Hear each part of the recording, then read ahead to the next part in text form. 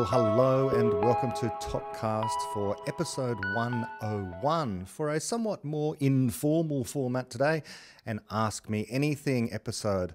I'm presuming this one will need to be followed up by episode 102, which will also be an Ask Me Anything episode because I've received so many questions via Patreon and Twitter, primarily, some by email and various other places. As you can see, my setup is a little different today. I've got some new podcasting equipment. So 101 is very much going to be the episode where I'm experimenting with this slightly different equipment, trying to learn how to be a little more professional. But without further ado, let's get on to the questions that people have posed to me.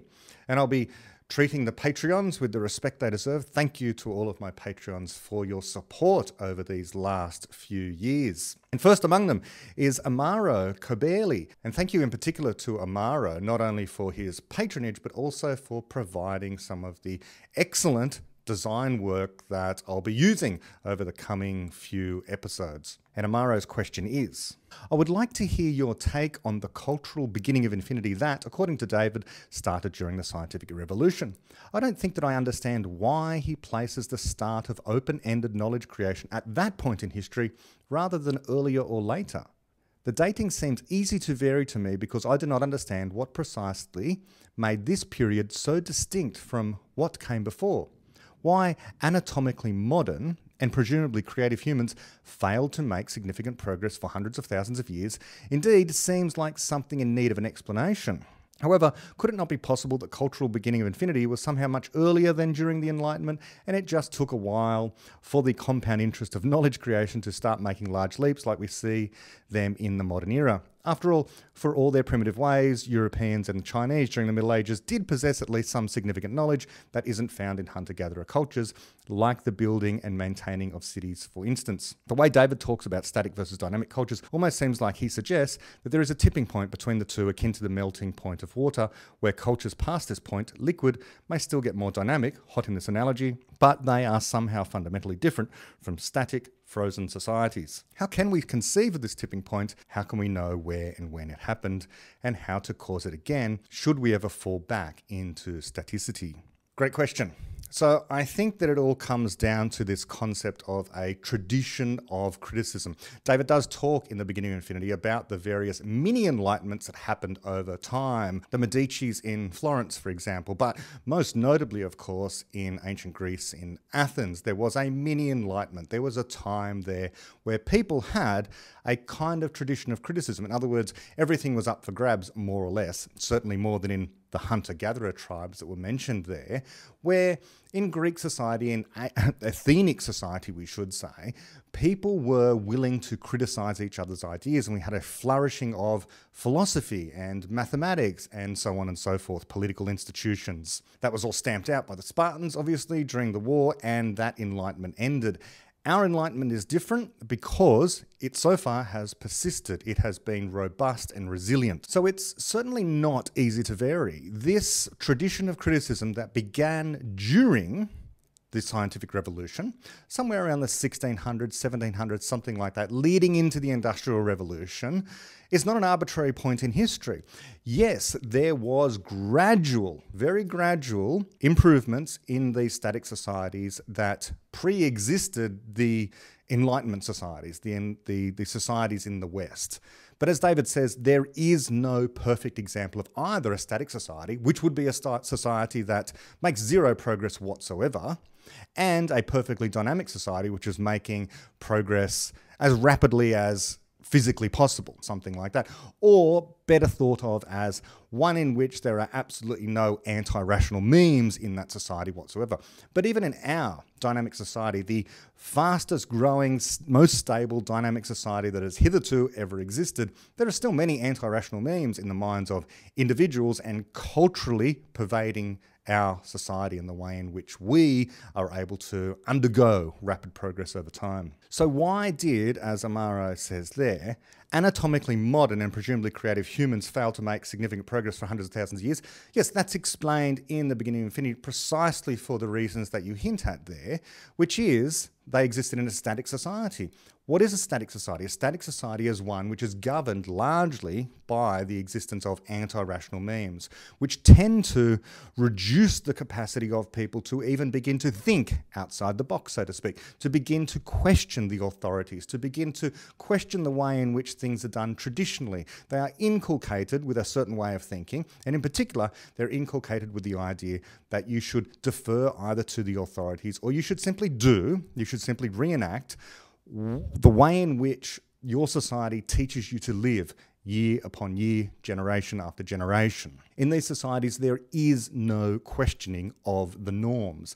Unlike in our society, where the norms are there to be questioned. We question constantly what the norms are, sometimes indeed to our own detriment. There are sometimes when the light of criticism, so to speak, shines a little too brightly on certain good, virtuous things in our society, causing perhaps institutions which help preserve this tradition of criticism to come under fire, and people wanting revolution to overtake our society, which is a danger.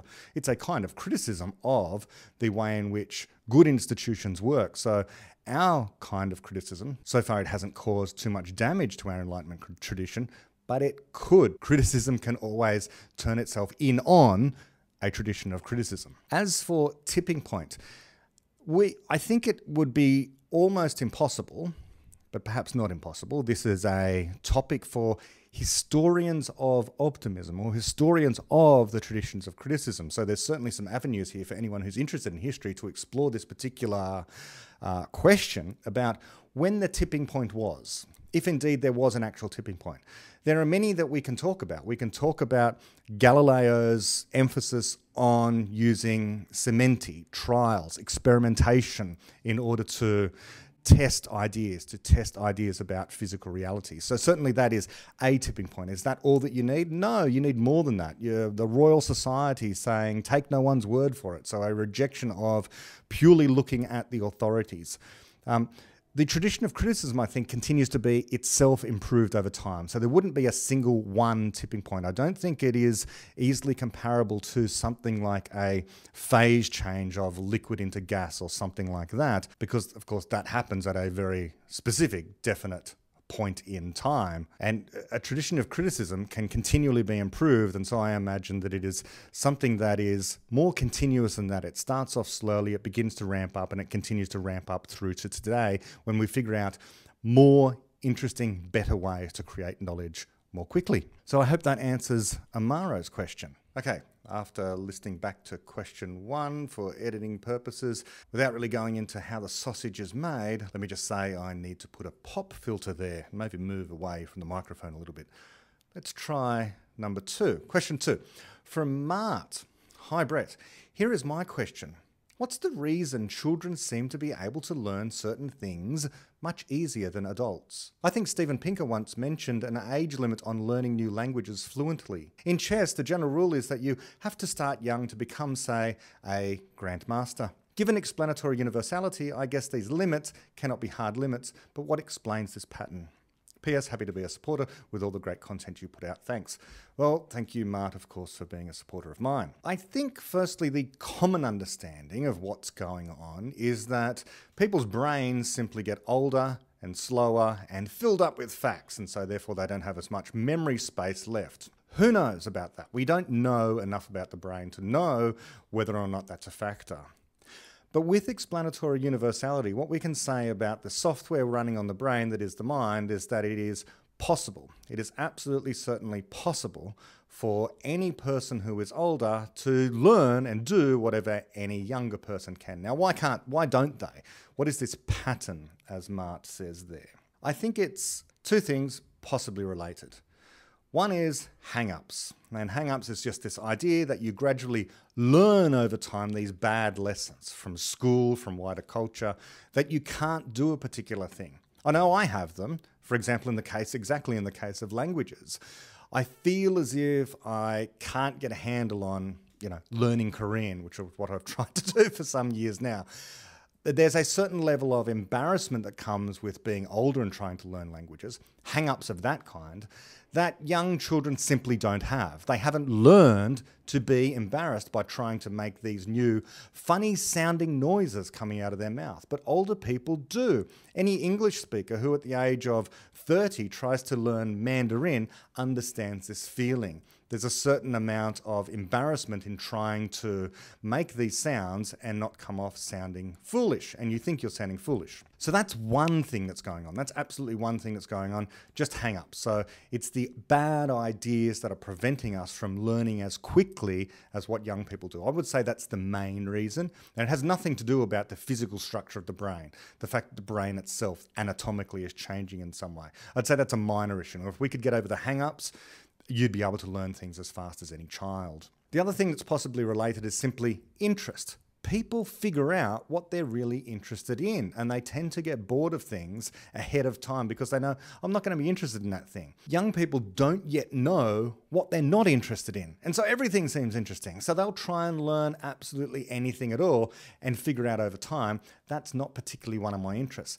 I tried to do jiu-jitsu some years ago, and I spent some months on it because a lot of the podcasters I was listening to were telling me about how wonderful jiu-jitsu is, how it's kind of like chess for the body and it's really interesting. I tried. Maybe I didn't try hard enough. I'm sure that some prominent, excellent jiu-jitsu practitioners could show me some insights into how to find it interesting, but I just didn't find it interesting. I wanted to find it interesting, but I couldn't, and I began to coerce myself, and I realized this is a fool's errand. Once you start to have to really try to find something interesting, there's no point anymore. And so I wasn't learning at a rapid rate because I simply wasn't interesting. And it wasn't so much that I had hang-ups about anything, it's just that I didn't find the insights and the interest that other people were telling me were there to be found. Possibly if I persevered longer, but then again, that would have meant coercing myself into persevering longer when I had other interests. I could have been doing something else with my time that I did find more interesting, which is what I ended up doing. So I think that's all it is. Children don't yet know what they're not interested in, so they'll have a go at trying everything and they'll learn everything really rapidly because they have no preconceived notions that this thing is going to be boring in some way or other. It's possibly the case that everything is inherently interesting if you try hard enough, but there's only so many hours in a day. A child's kind of doesn't really understand that. They're so young, they don't realize that the number of years ahead of them is limited. You don't have that sense as a child. I know I didn't.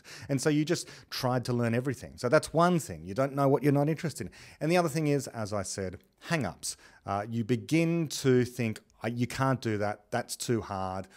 That's going to bore me. I'm going to be embarrassed and look foolish if I try and learn that particular thing. These are things that come to us via school and via other means, social groups and whatever. And this is, I think, really where the stunting of the growth and rapidity of learning really comes in. People become shy in social groups, and especially in learning groups. You know, we have to admit that there are lots of people who don't have these level of hang-ups. And you'd have to talk to them. A lot of it's inexplicit knowledge. You know, Feynman famously taught himself all sorts of things, you know, lock picking and, you know, how to play the bongo drums and languages and deciphered hieroglyphics, all this sort of stuff Feynman did because he never lost that childlike willingness to seem foolish. He was willing to go out and to seem foolish. I mean, if you're willing to play bongo drums as a famous physicist, you know, there's a level there of willingness to not care what anyone else thinks. And so that's what you need. But many of us, of course, the majority of us, care what other people think to a large extent. You know, we're part of a social group. And so we're worried when we try and learn things that we're going to come off as foolish by people who already know how to do that thing proficiently. So I hope that provides at least some insight, some answer. Question 3 from Al. Anti-realism, instrumentalism seem intuitively nonsensical to me. But what's the best argument against it? Well, firstly, in the case of anti-realism, if someone was genuinely an anti-realist, take them seriously, I think is some advice that I've received from David Deutsch before. And so if they insist on the non-reality of reality, well then, you know, they're insisting that perhaps you don't exist because you are part of reality, so there's no point engaging with them because you can't possibly persuade them otherwise. So take them seriously in their own terms. Take them seriously as an anti-realist. And if they think that reality isn't real, then there's no possible way of persuading them of the reality of reality. So why waste your breath? Why waste time? But for the rest of us who want to make actual progress and to find solutions in the real world, the argument against anti-realism is to say, because it allows you to make progress with the assumption that there's a reality out there that adheres to producing some regularities over time that which we can come to understand to some degree of accuracy, and that allows us to solve our problems. It's the underlying precondition for making progress. Now, some people might say, well, I don't need to believe in reality, I don't need to accept that reality exists in order to make progress. Fair enough, but to me, it's a pointless discussion to engage in. You know, that the person who is insisting that reality really exists and the person who insists, no, it's all a dream or something like that. If someone wants to insist that physical reality doesn't exist and they're dreaming it all into existence, just take them seriously. As for instrumentalism is seemingly, as I've said on my podcast many, many times, it's only an issue for some quantum physicists.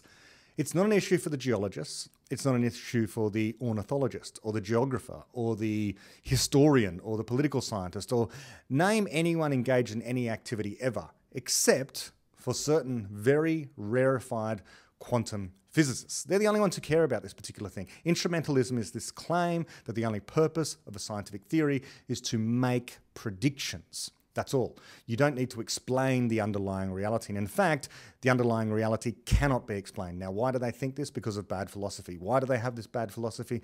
Because they couldn't understand what was going on in quantum theory early on. So they gave up on ever understanding quantum theory. They gave up on explanations.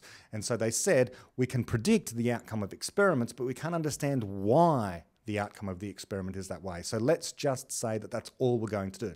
Very well, allow them. For the rest of us who want to make progress in understanding reality, which is the first and primary reason, I think, for doing science in the first place, because we want to understand this majestic reality in which we find ourselves. We want to come to a deeper understanding of reality. We want to be able to explain it.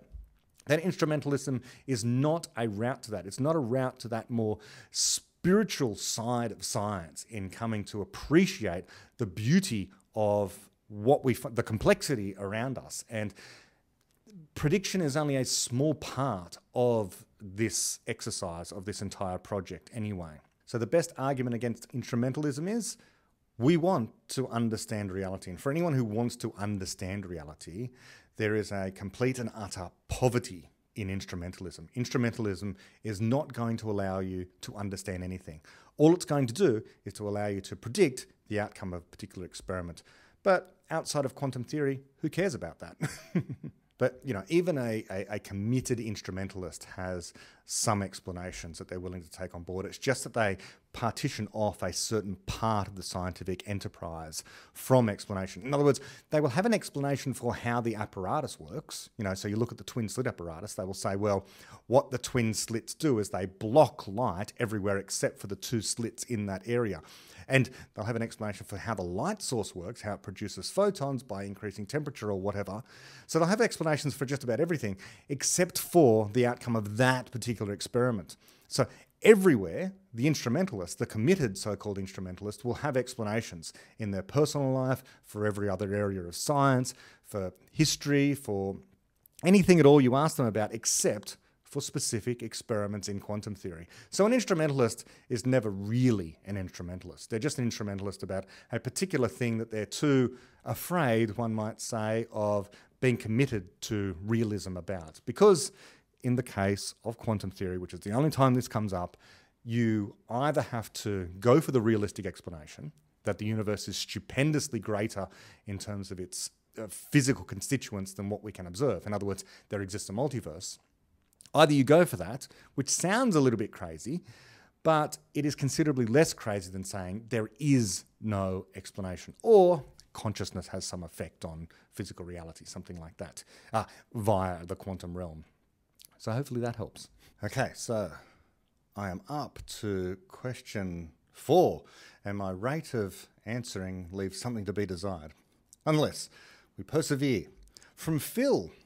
Brett, as a long-time patron of your wonderful podcast, I have a question that perhaps you can shed some light on. Thanks for the opportunity.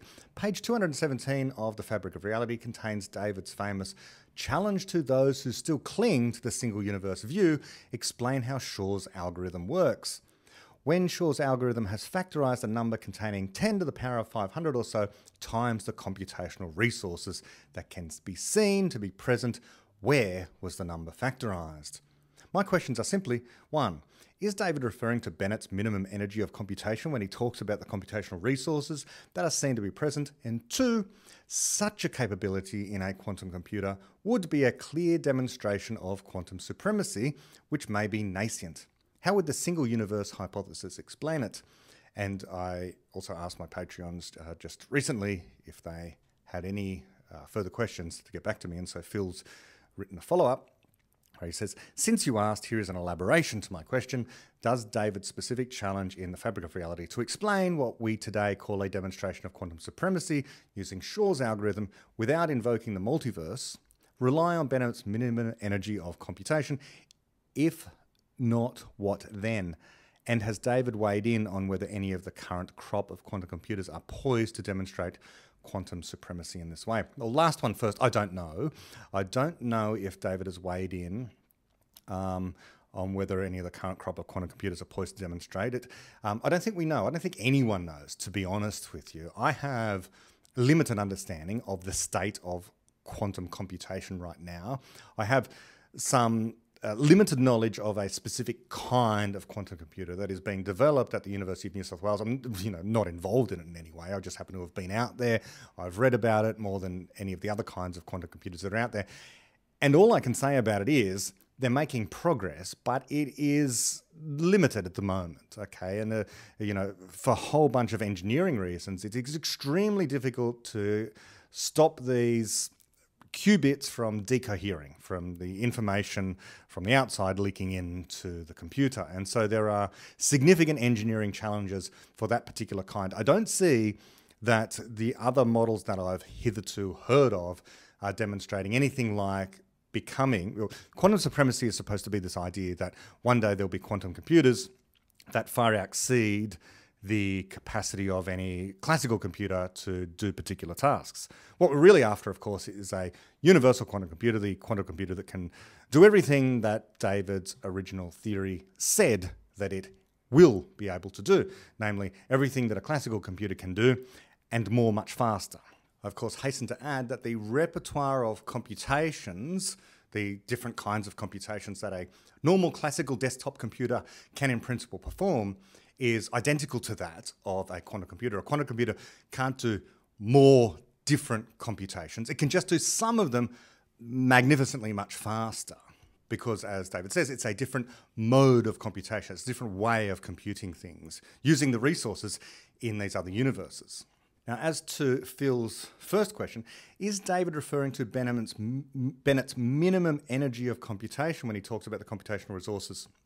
It can be that, or it can be, as we like to often put this, simply if you turned all of the visible universe, the matter in the visible universe, into a computer so that you had, as much memory as the physical universe can hold, and the switching speeds of the transistors in that classical computer were operating at the speed of light, and if you tried to do something like factorize a stupendously large number using that computer would take, even operating at the very physical limits of what's available in this universe, namely the speed of light, namely all of the matter in the universe turned into a computer, then you would find that the amount of matter there and the speed at which it's operating would be insufficient to do the computation in an efficient time. In other words, think in the order of, the upper limit, there is no upper limit. You just make the number as big as you like, and that particular computer might take hundreds of billions or trillions of years. A feat which a sufficiently large quantum computer would do in an efficient amount of time. Maybe it would take seconds or minutes or something like that. And so that's my understanding of what we mean by computational resources. The second question, such a capability in a quantum computer would be a clear demonstration of quantum supremacy, which may be nascent. How would the single universe hypothesis explain it? Well, that's the whole question. It wouldn't be, I don't know, but I would guess that it can't. Given what we understand of the laws of physics and how classical computation works, the idea that there are not other universes, therefore is refuted. It's a refutation of the single universe hypothesis. The single universe people have all the explaining left ahead of them when we have a computer, a proper functioning universal quantum computer, able to do things that no classical computer, even a classical computer that consists of all the matter in the universe operating at the speed of light, could do. Some questions from Ian now. Hi, Brett. Firstly, let's go through them one at a time. 1. What is the delineation between reason and unreason? In their first conversation on Sam Harris' podcast, number 22, Surviving the Cosmos, at about 7 minutes 40, and again at 10 minutes and 10 seconds, David talks about the demarcation between reason, for which he says science and philosophy are manifestations, and unreason, when dealing with different kinds of ideas. However, the conversation never quite grants David the opportunity to elaborate on this distinction. Do you have any thoughts on this and where you think David might have gone? I don't know where David might have gone. My understanding of this distinction between reason and unreason comes down to error correction. And so science is a great error correcting device for our misconceptions about physical reality. And philosophy is likewise a way of correcting our errors in all domains. You know, the meta-science view, so to speak, the meta-mathematical view, ethics, politics, history, so on and so forth. So all of our interesting intellectual and academic pursuits are ideally about correcting errors. We have existing ideas, and the way in which we improve those ideas is by creatively coming up with new conjectures about those ideas and then criticising them, finding errors in the new ideas, finding errors in the old ideas, identifying and correcting those errors. And when we do that well, we say we're using reason. When we hold back from doing that, when we fall into dogma, when we fall into tribal beliefs, we fall into a way in which we are protecting ideas from criticism. And if we're protecting our ideas from criticism, we're eliminating the possibility, to a large extent, of correcting errors in those ideas. And that's when we have unreason. We say someone is being unreasonable when they are simply committed dogmatically to a particular idea. They're not looking for the errors. They're not trying to identify the errors. And if they're not trying to identify the errors, then they're certainly not going to be able to correct the errors. And so that's what I would say the distinction between reason and unreason is. Reason is where you are committed to identifying and correcting errors, and unreason is where you're not, for whatever reason that might be. 2, what is a fact? Oh, okay. I've never really considered what my definition might be, but I would say it's something like a fact is a theory about an observation. But it need not be that, of course. That's being too clever by half. A fact would be an elemental part of a theory, but it would still be theoretical. Facts are, of course, in Popperian epistemology, still interpretations of reality in some way or other. If I say something like an electron has a negative charge, that's a fact. That's a fact about the electron, which is just to say it's our best current understanding of an aspect of the physics of an electron. 2 electrons will repel one another. That's a fact as well. But it's not really explanatory, is it? If we go into the details about why 2 electrons repel one another, and we say, well, they both have the same electric charge. And we say, why do they both have the same electric charge? Why should 2 particles with the same electric charge repel one another? Then we need to call on the deeper theoretical apparatus. But the facts are an element of that theory which tends to require further explanation. Okay, there's no such thing as a naked fact without interpretation, explanation, theory behind it. Question 3. Is a person a beginning of infinity in microcosm in terms of potential, limited only by memory and speed, time, health, and short-circuiting by static memes? If so, what are the implications of this? I would say absolutely yes. Yes, the most important beginning of infinity, most likely, I would say, that hitherto we are aware of, would be the existence of people who are definitely a beginning of infinity. Any single person is a beginning of infinity of knowledge creation. Potentially, as you say, limited only by memory and speed and time, yes, and health and all of that stuff. Perfect, yes. What are the implications of this? Well, a person is a special kind of beginning of infinity because it's a beginning of infinity in all different directions. A beginning of infinite construction of physical reality and molding of physical reality in light of the beginning of infinite understanding of that physical reality, the beginning of infinite creation of knowledge within the reality in which we find ourselves, the beginning of the infinity of wealth creation. So a person, and civilization more broadly, is a beginning of infinite outreach of people from this place where we find ourselves to the rest of the universe and the rest of physical reality. So yes, we are the key beginning of infinity, I would suggest, amongst the entire spectrum of beginnings of infinity that are listed at the end of each chapter in the beginning of infinity, the book. The important implication is that we need to value people far more highly and value life far more highly than we tend to do, because if we go extinct, then as far as we know, that's it. We are, as far as we can tell, the only creatures in the universe that are capable of continuing this open-ended stream of knowledge creation, and therefore the molding, as I say, the construction of physical reality around us to make the place friendly for us, to make the entire universe ultimately friendly for us, so we can exploit the resources across the entire universe and not be confined to a thin film on the surface of this one planet in this one solar system, of this one galaxy out of hundreds of, potentially trillions of galaxies out there in the universe, if not the visible universe. 4. Did you have any thoughts on the inborn knowledge of people? Could there be some startup script for people encoded in genes which sets in train the process of knowledge creation, substantiated in ideas? I guess if we knew how genetic knowledge could create knowledges in ideas, we could create AI. Curious about the interface between encodings. In the podcast mentioned with Sam Harris, when discussing the universality of computation and the constraints of memory and speed, but also the lack of the right knowledge, for example, the knowledge for learning languages and explanations, David hypothesizes that the brain of a chimpanzee might be able to contain this knowledge. However, there's no way to implant this knowledge in the form of ideas short of nanosurgery. Do you have any thoughts on the inborn knowledge of people? Yes, we are not blank slates. I've been at pains to say this. I think this idea of blank slate-ism, so to speak, that we're born with no ideas whatsoever, it's a philosophical curiosity. I don't know that many people these days take it very seriously. We seem to have an understanding, there's something that the evolutionary psychologists kind of get right, that we are born with ideas and those ideas seem to affect us throughout the rest of our lives.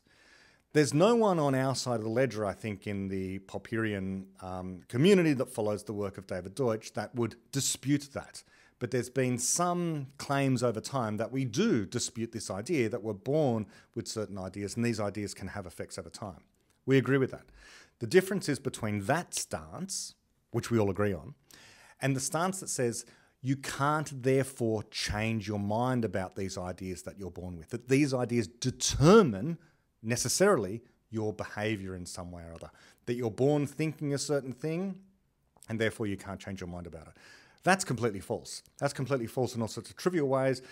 David likes to make the case about, well, and I've followed his line of reasoning on this, if there's anything that you're born with, if there's any idea that comes to you via your DNA, via your genetics that is implanted in your brain, it is the desire to survive. It is survival instinct, so to speak. That idea you're born with and that directs your life. And in some sense, people might say it is determining the fact that you keep on eating, you keep on looking after yourself, you have an instinct to survive.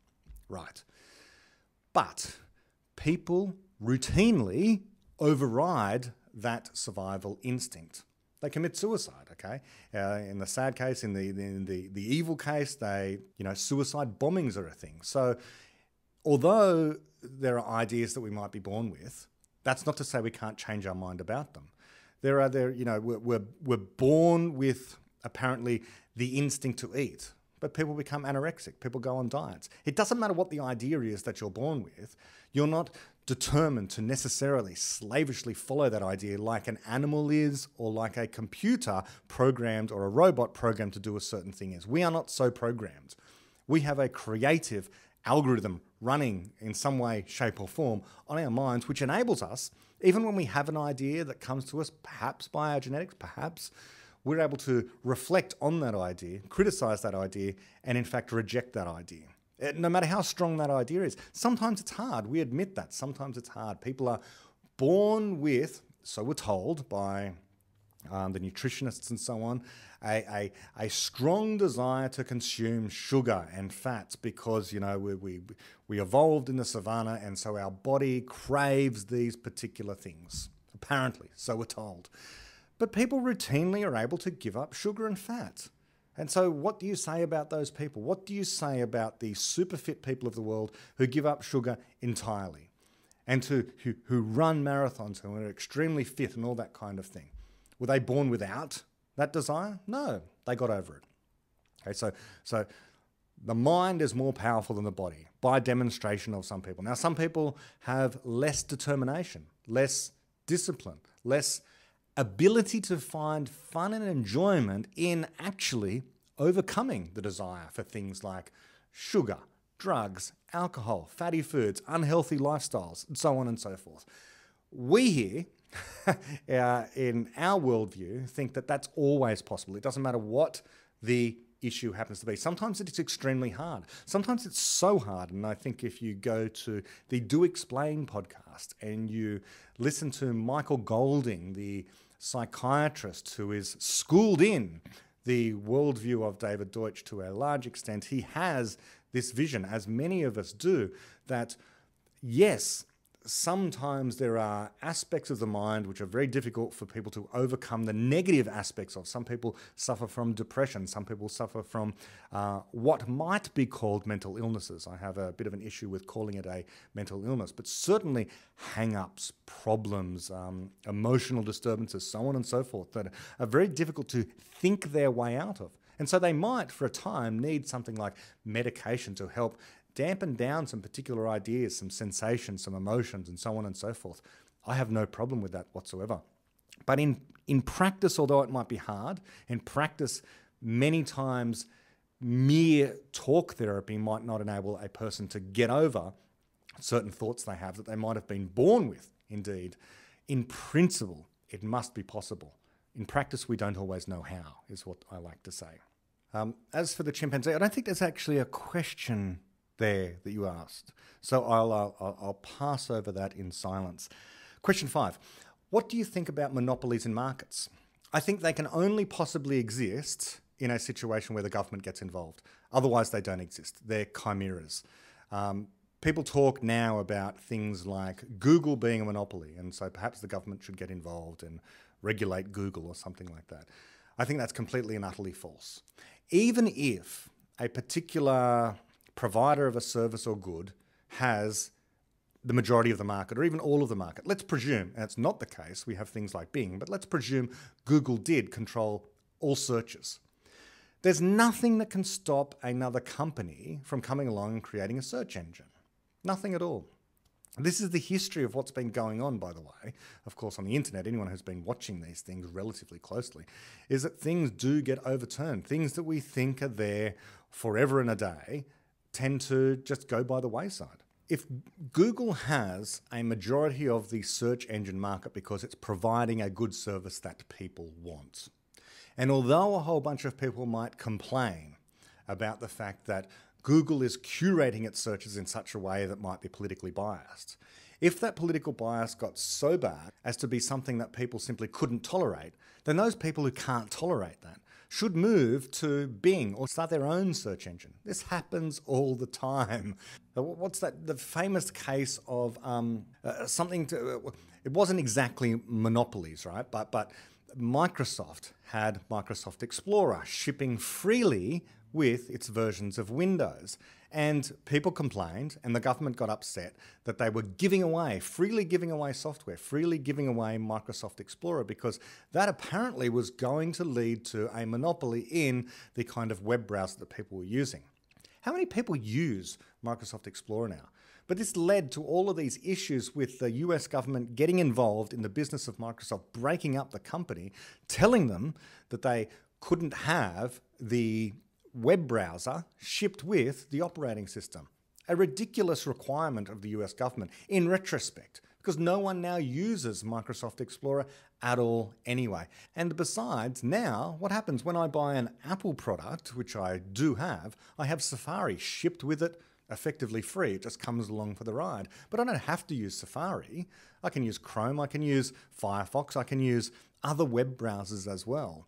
There is no monopoly in the market except where the government gets involved, which I think is terrible. In the natural state of capitalism, if we had actual capitalism, there would be no monopolies. There might be places where a particular company has 100% of the market, but that doesn't mean it's a monopoly in the sense that most people think.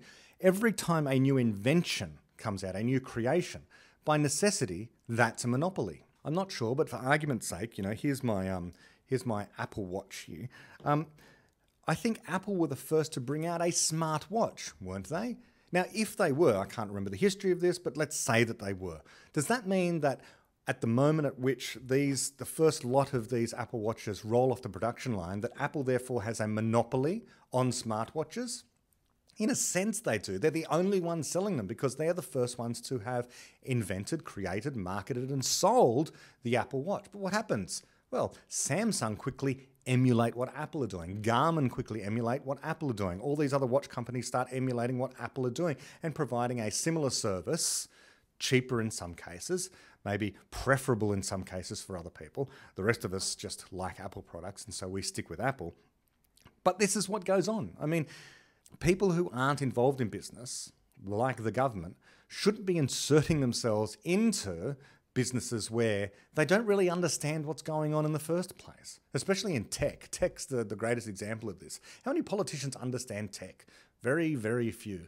And yet they all have opinions on it. They all have opinions on how the various businesses should run, and so they insert themselves in it, and of necessity, because they don't have the specific knowledge required, they ruin things. They absolutely ruin things when they stick their beak into things that they shouldn't get involved in. The places where there are genuine monopolies are places in communist countries. Look at North Korea. North Korea absolutely has a monopoly on domestic air travel in North Korea. There's no competition there. In fact, for any product or service that you have in North Korea, essentially the government has a monopoly on that. And we know it's a monopoly because if you try to introduce competition in the market, you'll be arrested, thrown in jail, whatever, okay? Who knows? And so that's what we should mean by monopoly. Monopoly should mean something where if you try to provide competition in the market for that particular service, even where hitherto there's only been one provider of that service, if someone comes along and decides to use force against you to say you cannot enter the market, that's a monopoly. That's what a monopoly is. A monopoly requires force in order to maintain it. And as big as some of these companies are, they're not monopolies because they can't use force, at least they shouldn't be able to use force, to keep others out of the market. And it shouldn't be any business of the rest of us, to a large extent, if there is one provider of a particular service. Because if there is one particular provider of a particular service, then that means they must be doing the best job of providing that particular service. And if you don't like it, then you should start your own business to compete with them. And if you don't want to do that, if you think it's too hard, well, stop complaining. Stop complaining. Just accept the fact that someone is out there working really hard to provide this service, which you yourself are already saying is too hard for you to do. Look, and the last thing I'll say on that is markets have niches within them, and the niches are filled by people doing things they're interested in. And sometimes just no one else is interested in doing that particular thing. Do I have a monopoly on producing podcasts devoted exclusively to the beginning of infinity and the fabric of reality? To some extent. I don't know that many other people are out there doing precisely this. I've found a particular niche. But if someone else comes along and decides to do this, great. In fact, I would like it because it means all boats rise with the same tide. We would have more people talking about specifically these ideas that I think should be talked about far more. It would only be an actual monopoly if someone decided to start up a YouTube channel and then I started sending them threats through the mail and saying, you can't do that. I have cornered the market. Or if I went to the government and said, I want to copyright the ability to do this kind of thing. And anyone else in Australia, for example, who tries to start up a channel devoted to the work of David Deutsch should be fined or thrown in jail. Then that would be a monopoly, certainly within this country anyway. But the government wouldn't do that, and the government should not do that kind of thing, except that it does in some particular cases. For example, postal services, I hear, are sometimes kind of like this. The government runs the postal service, and no one else is quite able to deliver letters. And so you end up with rather poor service in many of these places. Okay, that's enough on monopolies. So 6, is it the role of the state, for example with taxation, to realise the ethics of moral progress of a society? No, I would say, as a first approximation to the answer, I wouldn't look to parts of the state for moral progress. I presume we mean by politicians passing legislation, perhaps bureaucrats in some way, shape or form, in institutions, making rules about particular uses of taxation. I wonder, really, we'd need to have an example of what Ian might mean here by, for example, with taxation. Does it mean something like welfare? So I would say no, that if our ethics is that we don't want poor people starving on the corner of your local street, is it the role of the government to come along and to give them food? Well, at the moment, it seems uncontroversial to say, according to most people, as far as I'm aware, that the government has a role in providing the homeless person, the unemployed person, with a sufficient amount of income, certainly in my country anyway, in order that they can survive, in order that they can live. My personal view, that, by the way, in Australia, that's the federal government's role. Okay, so the federal government that's effectively in charge of the entire nation, also is in charge of welfare to a large extent. So if you're unemployed, you go to the federal government in order to get a handout of cash every fortnight in order to sustain you. I would prefer that if it was done locally, of course, at best by a local authority. But ideally, I would say it's best done by charity. It's best done by people who personally know the person in need of assistance. And these days, there actually aren't that many people in need of that kind of assistance. But is that what we mean by moral progress? I would think something like that. So moral progress would be so that everyone is more equal in some way, shape or form. Even then, of course, I have difficulties with this whole conception of equality, but certainly moral progress would be fewer people below what might be regarded as a poverty line. In Australia, I think, like America, there's no one that's starving. No one has so little that they can't feed themselves, and the charities are sufficient in terms of providing food for people. And in Australia, not only are the charities providing food for people, but the government is providing money and housing and that kind of thing for people as well. And the government causes more harm than good often. That when you have this blanket means by which you're addressing problems of the individual by just having a single rule for everyone gets the same amount of money, for example, then of course you're not treating the individual like the individual they deserve to be treated as. Okay? Someone in the local community who is in need of assistance should be helped in that local community. Anyway, I'd need a specific example of what this question might mean. But in general, no, I don't look to the state. I don't think it's the role of the state to realise the ethics of moral progress in a society. I think the state follows. People tend to make certain progress, and then the state follows along. But we need a specific example these days. I think historically in various places, certain people haven't had the vote, for example. And then, of course, it's the role of the populace to vote for the capacity of everyone to have the vote. Well, really, it should be there to begin with in some way, shape or form. So it's the citizenry that really makes moral progress. It's the philosophers, the intellectuals, the average person who agrees on what moral progress amounts to, and then the state eventually catches up. Moving on to Neil now. Hi, Brett. Hope all is well with you. It is. I'm delighted that you're still finding great ways to get David's and Popper's ideas out there in such an accessible way, and you've connected to folk like Naval and his network. With regard to your AMA episode, my questions would be, can you please summarise the open questions that you think David's work points us to as you see things? Context is that I've had vague but unfulfilled intention of trying to at least list such open questions. For instance, our lack of a theory of conjecture creativity, as per his Aeon AGI, or rather lack of AGI article, his thoughts on qualia, and not sure whether linked to the qualia point, but the difference between a universal Turing machine simulation of, for example, a volcanic explosion and the real thing.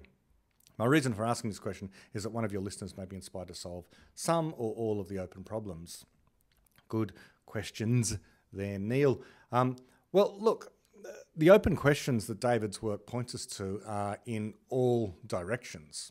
You've outlined some there, but where do we really begin? I mean, how exactly we construct explanations, which is such a central part of David's philosophy in the first place, is an open question linked to this idea of AGI. We don't know what AGI is. It's an open question. How can we help eliminate anti-rational memes? Because the more that we can do that, the more we can identify anti-rational memes and eliminate them from the cultural zeitgeist, the faster progress can occur.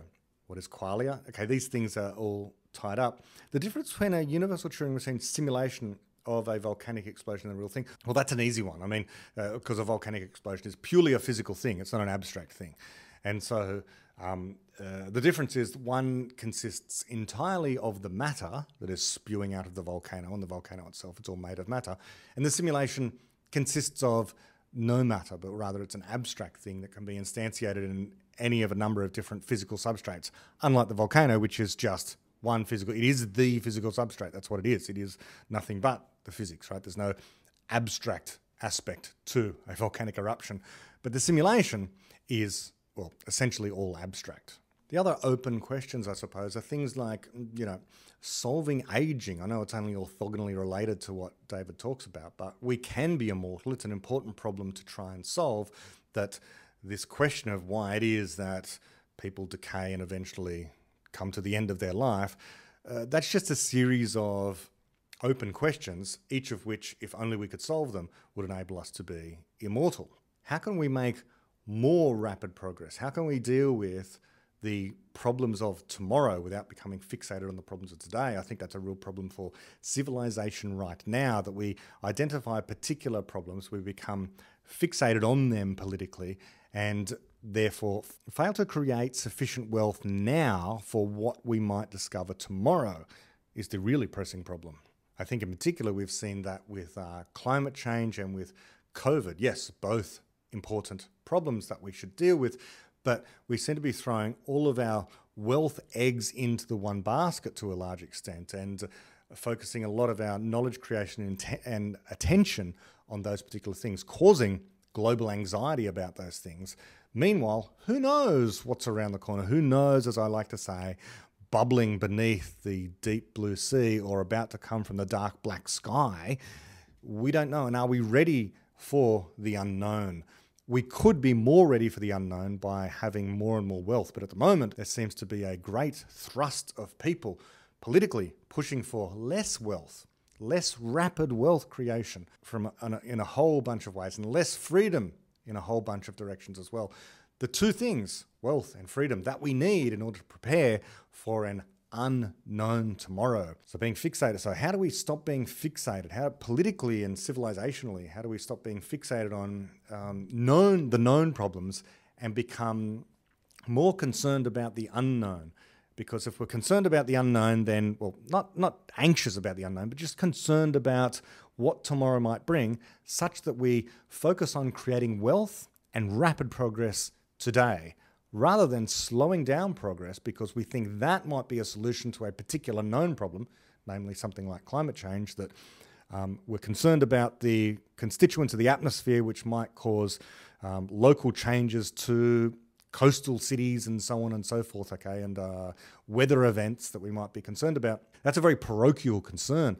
We need to be concerned about what's going to happen in 100 years and 1,000 years, not to do with climate change, but everything else that might potentially happen cosmologically out there. We need to be ready for that. We need to be robust and far more technologically powerful than what we are today to deal with the unknown. So I haven't really answered that there, but so this is a part of the open questions. The open questions are The fact that we need to be prepared for more and more open questions that we don't even have a conception of. And so I think that that's what I'm concerned about at the moment anyway. People's attitude to the future, their negative attitude to the future, being fixated on particular problems when they should be very concerned about the unknown.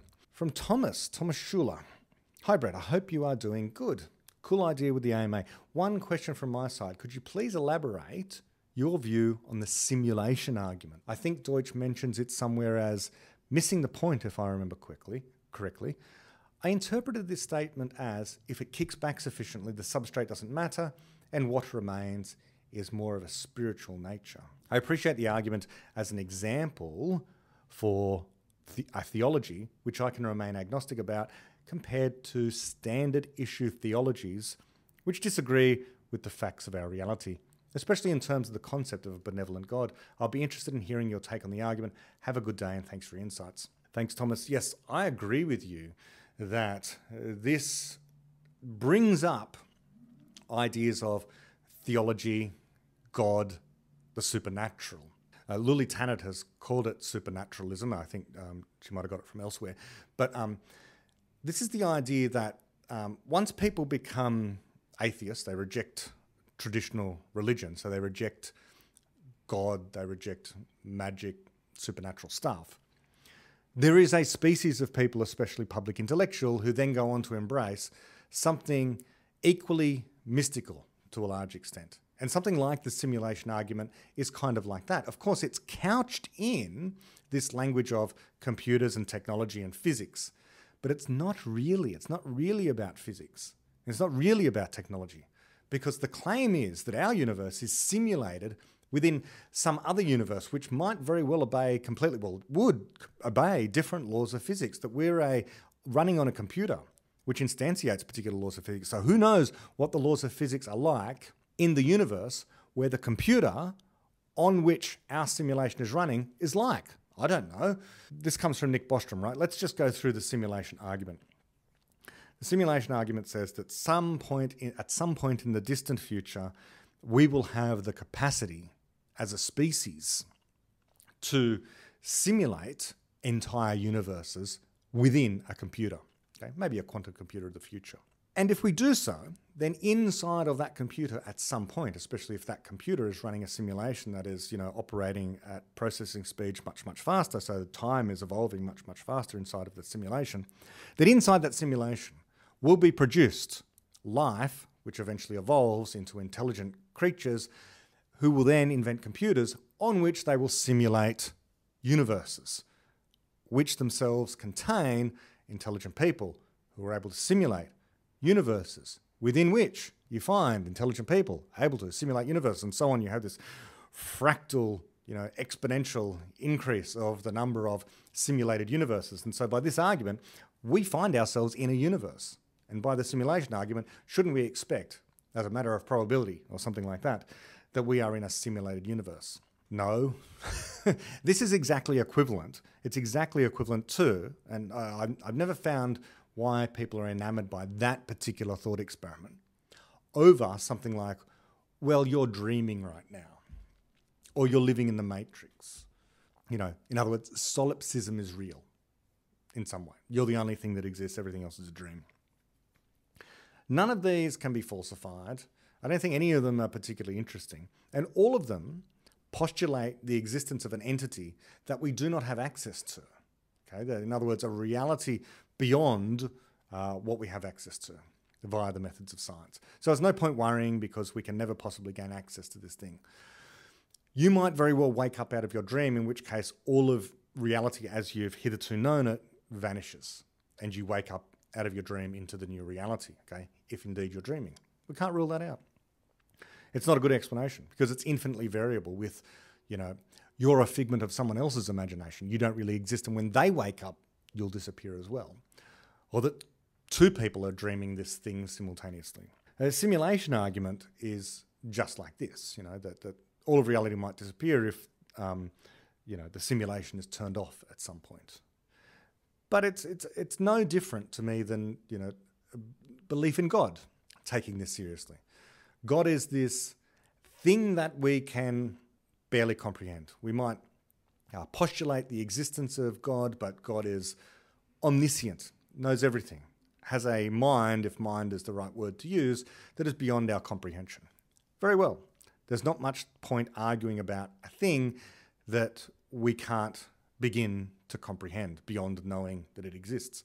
So too for the simulation. The simulation just takes the place of God, because as soon as you try to postulate what's going on outside of the simulation, you're in a realm beyond what our experimental physics inside of the simulation could tell us, because any experiment we do inside of this simulation is only going to reveal more and more about the reality of the simulation, not the computer on which the simulation is running, and not the universe in which the computer on which the simulation is running, what the physics of that universe is like, let alone if that universe itself is being simulated on another computer and so on ad infinitum.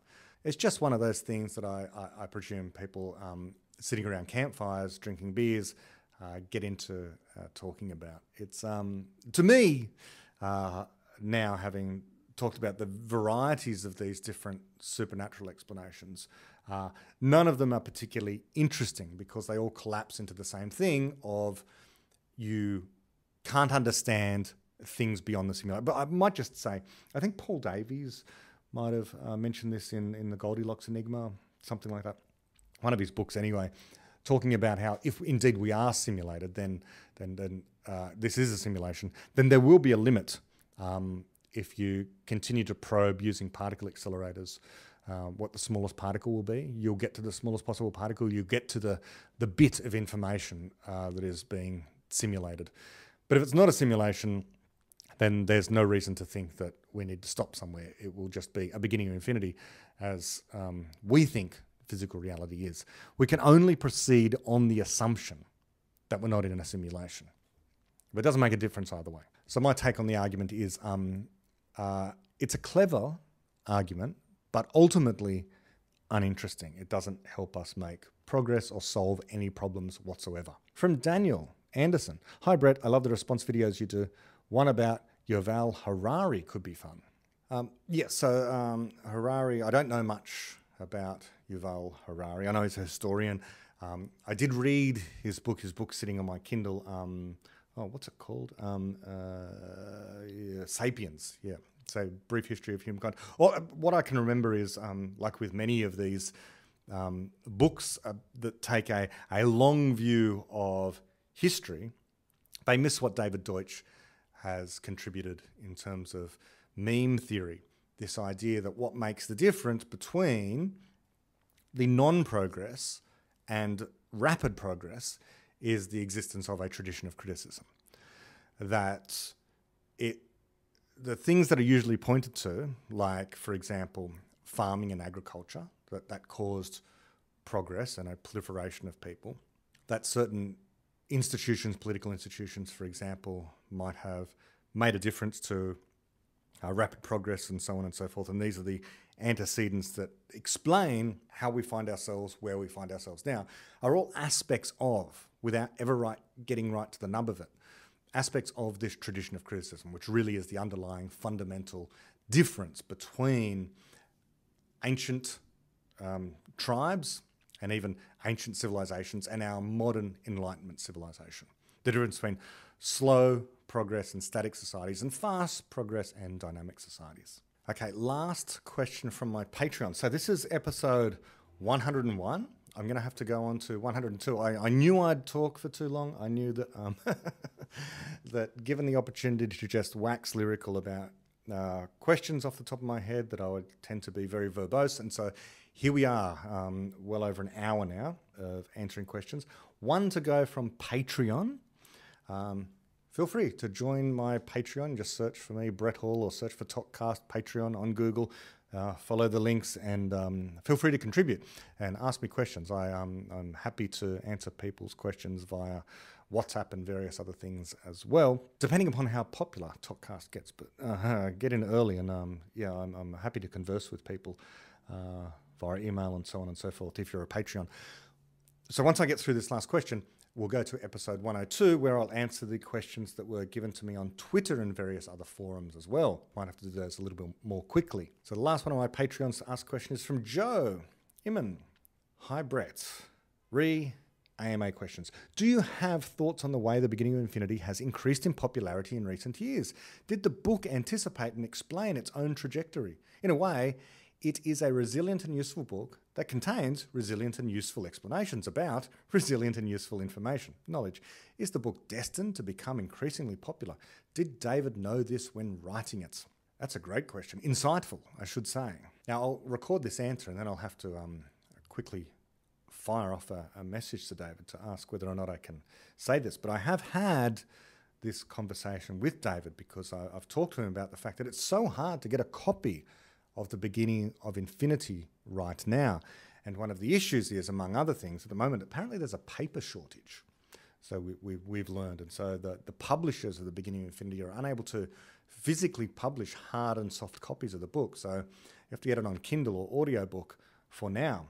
But also the publishers apparently continue to be surprised that it sells out. And David has had to say to them, you know, it's not that kind of book where it just sells a few copies and then it ceases to sell copies. So he knew, he had the idea already in his mind, as far as I know, in talking to David about this, that he expected it to continue to sell year on year, decade on decade.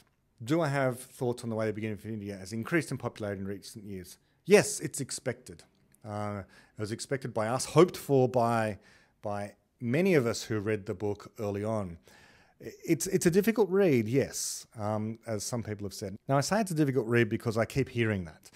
I didn't think it was, I'm not being arrogant, I didn't think it was a hugely difficult read because I just enjoyed it. I was just so excited to get into it. But in retrospect, when I think back, yes, there were parts of the book where I had to reread. I had to read it multiple times in order to try and grok what was being said. Now, the question there also says, did the book anticipate and explain its own trajectory?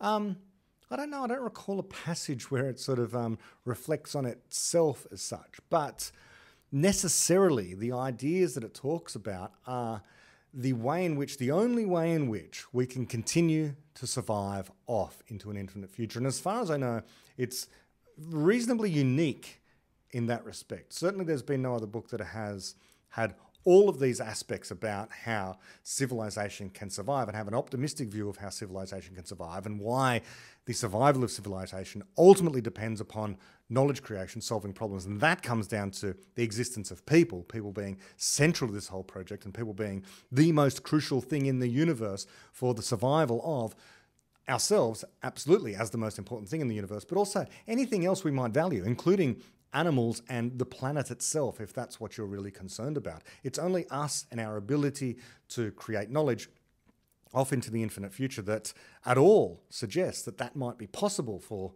us to survive, the planet to survive, the animals and the environment that you care about to survive. And that requires resources and energy and wealth and all of that stuff. So it talks about that.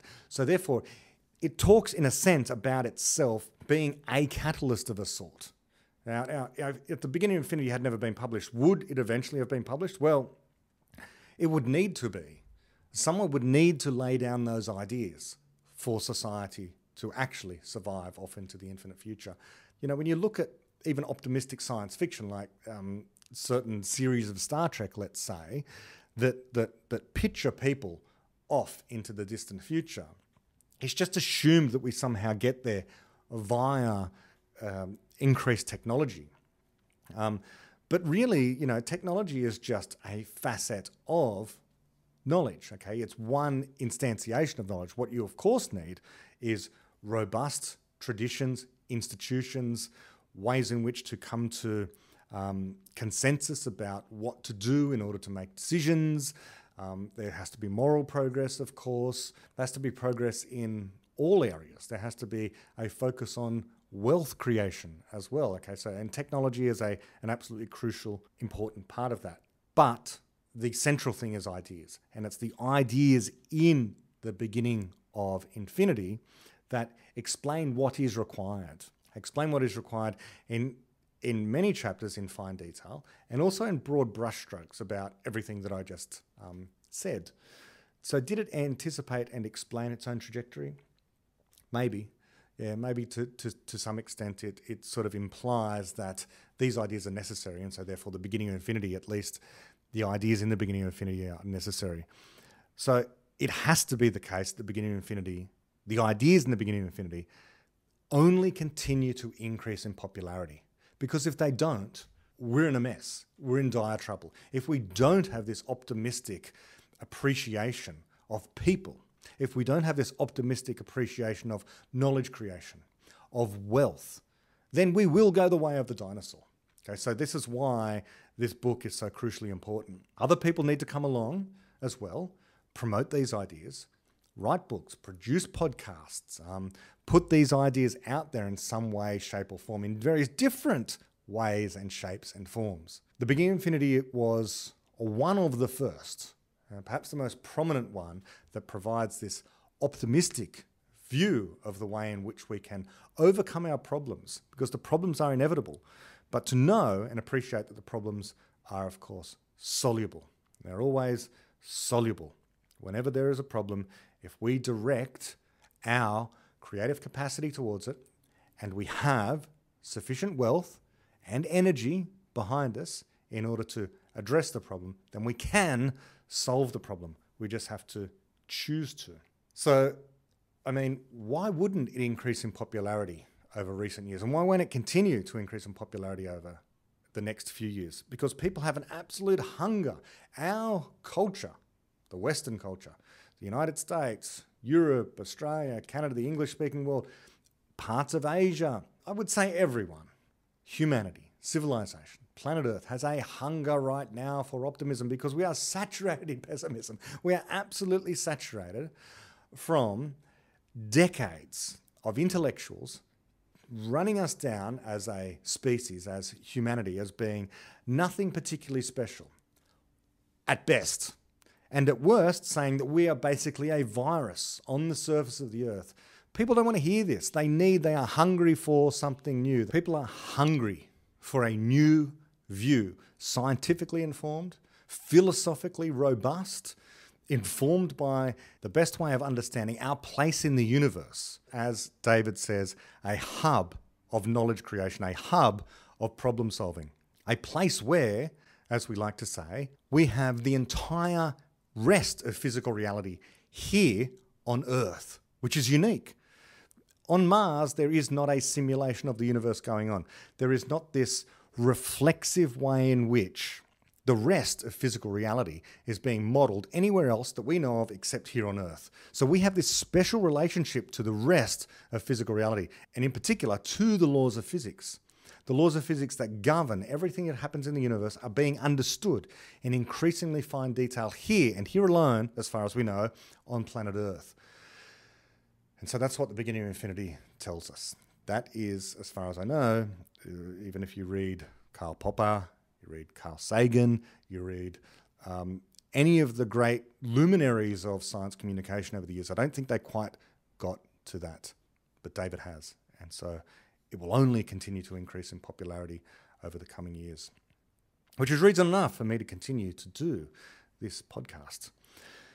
So I hope you enjoyed that. They are my questions from my Patreons. Next time, questions from Twitter. If you have any questions yourself, maybe you could ask below in the comments of this video, and maybe in some distant future, I'll be able to answer those. There are many podcasts on my list. I think I've got a plan for up to something like episode 120 or something at least. So there's a lot more to come, and I have many ideas for more podcasts as well. So I'm going to be very busy making more and more podcasts. As I say, subscribe. I don't often say that, but subscribe to this channel, subscribe to the podcast, subscribe to Naval's podcast as well. Someone asked a question there mentioning Naval. It's wonderful to have Naval on board, someone who appreciates the importance of these ideas and who is getting on board early with promoting the positive vision of what people are able to do and what wealth generation is able to do and what resources and the exploitation of resources is able to do for ensuring that knowledge creation continues off into the infinite future. There's no pessimism around Naval Ravikant, around Topcast, and around David Deutsch and these ideas. So until next time, as I say, bye-bye.